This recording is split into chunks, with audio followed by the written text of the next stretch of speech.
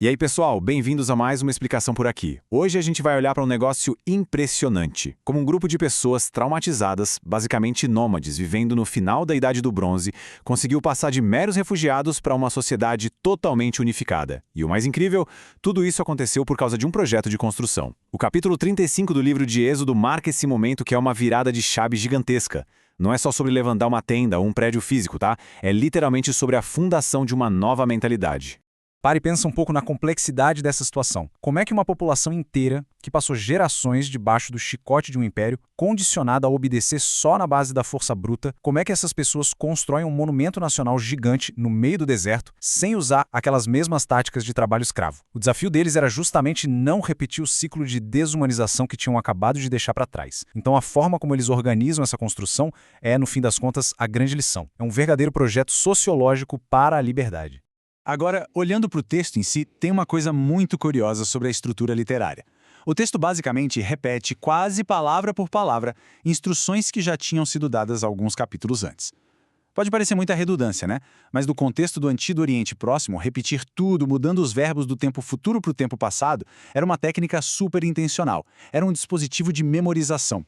Pensa nisso como uma forma de fixar cada detalhe na cabeça de quem estava ouvindo ou lendo a história.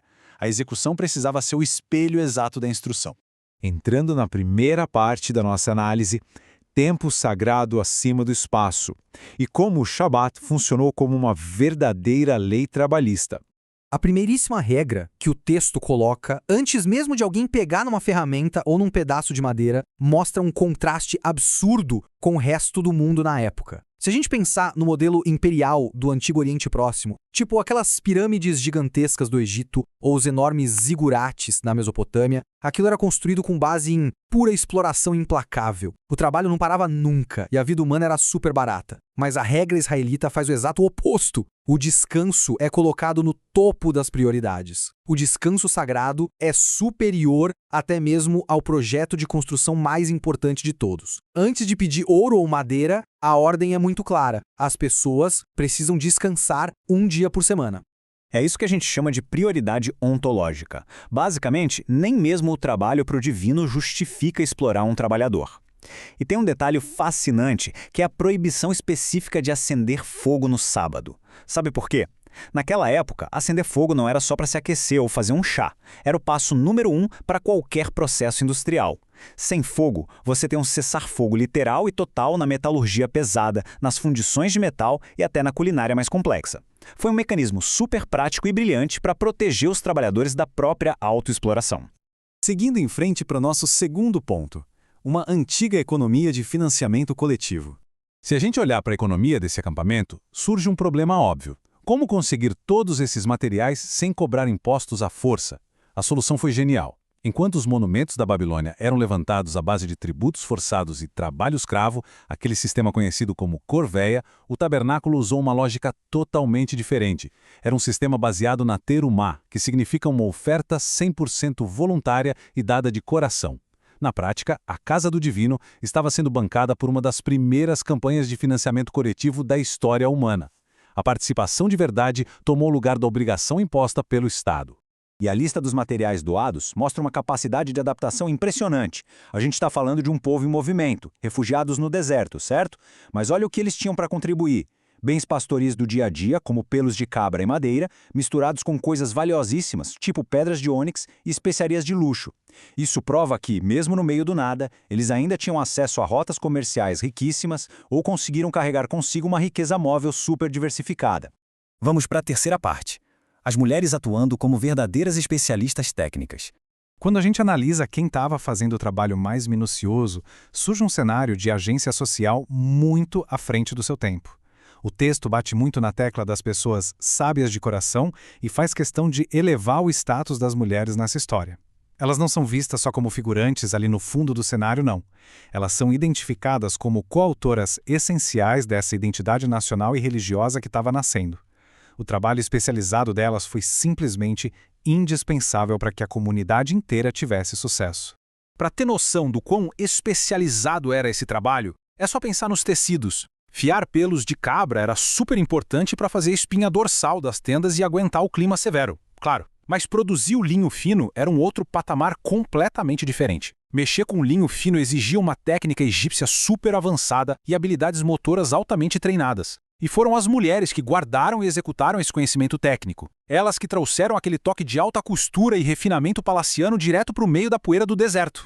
Nosso quarto ponto da jornada, a democratização dos antigos segredos de ofício. Saindo dos tecidos e indo para a parte de engenharia e metalurgia, a liderança caiu na mão de dois caras, Bezalel e Aholiabe. Eles vieram de tribos completamente diferentes, Judá e Dan, e isso por si só já é um símbolo gigante de integração.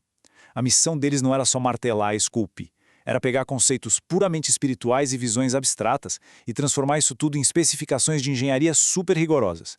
Imagina a precisão técnica e a sensibilidade artística que eles precisaram ter para fazer isso funcionar. E aqui tem uma quebra de paradigma simplesmente sensacional. No mundo antigo, saber mexer com engenharia ou metalurgia era sinônimo de puro poder. Por isso, as famílias ou as guildas guardavam esses segredos às 7 chaves. Mas no acampamento israelita, o texto diz claramente que esses mestres receberam um mandato divino para ensinar. A ordem era repassar a técnica. Eles praticamente inventaram o conceito de conhecimento de código aberto na antiguidade, democratizando habilidades de elite para toda a comunidade que quisesse aprender. Chegando ao nosso quinto ponto, a geografia da ação comunitária. Se a gente afastar um pouco a câmera para ver a imagem no nível macro, a própria organização física do acampamento foi fundamental para essa mobilização gigante. Tem um fluxo constante acontecendo. O povo escuta as instruções, volta para as tendas para buscar o material e viaja de volta para o centro para fazer as entregas voluntárias. Esse ir e vir constante de centenas de milhares de pessoas transformou a base do Monte Sinai num enorme laboratório industrial ao ar livre, super organizado e cheio de propósito.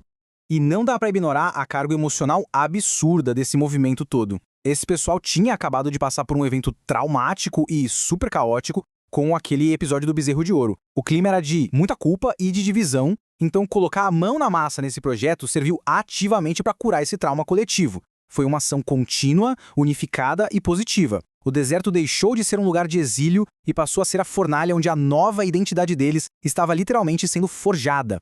O que nos deixa com uma reflexão muito poderosa para fechar. Será que o verdadeiro monumento ali era aquela tenda coberta de ouro? Ou será que era o próprio povo, agora finalmente unificado? Quando a gente junta financiamento coletivo, descanso protegido por lei e conhecimento técnico ensinado de forma aberta, fica muito claro que o processo moldou a mente daquelas pessoas muito mais do que os materiais que eles moldaram com as mãos. A construção de uma sociedade livre foi, de fato, a maior obra que eles deixaram para a história. A gente fica por aqui, esperando que essa conversa traga ainda mais vontade de investigar as incríveis engrenagens da nossa história.